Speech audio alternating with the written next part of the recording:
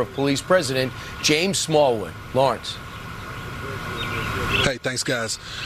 James, thanks so much for joining the program. I know this community is mourning. I want to start with Michael and Rex that charged the scene as the suspect was firing on them and their car right now. What can you tell us about those officers?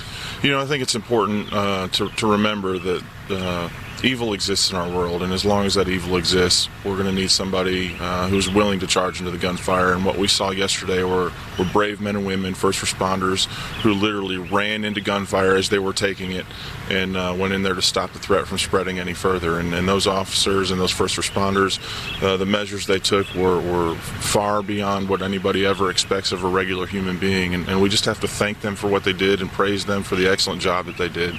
You know, we got the call, and in 14 minutes we were able to stop the threat, and that is absolutely a phenomenal response, and we should be thankful for that.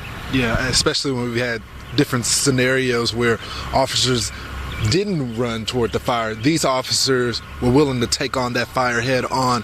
I want to talk about the suspect. Was she on any radar for law enforcement here in the local community or anything, or was this a total surprise for everyone in this community? You know, I think it was a surprise for everyone. It's difficult to say whether or not she was on any radar until we do a really deep dive. Obviously, we're still putting all the puzzle pieces together on this, but clearly there are some mental health issues. There are a lot of questions that are going to be answered in the coming days, and it's a horrible tragedy for our community. Yeah. One of the things that a lot of folks in the public, as well as the community, is wondering, she left a manifesto out there, and many wonder if the church as well as the school was targeted because of their religious belief. What can you tell us about that manifesto, and do you have any hope that it's going to be released for the public to see? Well, I think Chief Drake alluded to that yesterday in his interview. Yeah, I think at some point the police department is going to release that for the public, or at least what they can. The challenge is right now we don't want people reaching conclusions until we're able to have a very detailed investigation, and certainly that manifesto is going to answer a lot of those questions for us as we go through the investigation, and we'll have to draw those conclusions from the information that we have and what's out there. So certainly I think we'll see that in the coming days, but before we all jump to conclusions about what the motives are, let's give the investigators an opportunity to look at this and piece through all the details. Yes, sir. Thank you so much for your service and those officers from doing what they did yesterday.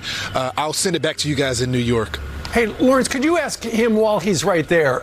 Sure. That school door was locked. It's supposed to, because that's part of active shooter protocols.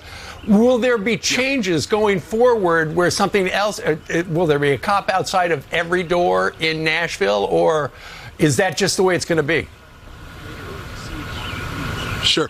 So one of our anchors is asking the question about this door was locked in this school, but the suspect still shot through that door. Is there any push for there to be resource officers in private schools as well as public schools all over Nashville right now? You know, I think as we all send our kids to school, we all have this thought in our mind, and unfortunately we had some families who had to live this nightmare, and they're going to have to live with this nightmare for the rest of their lives, and certainly it gives us pause and makes us think, how can we make our schools more secure? How can we provide more safety?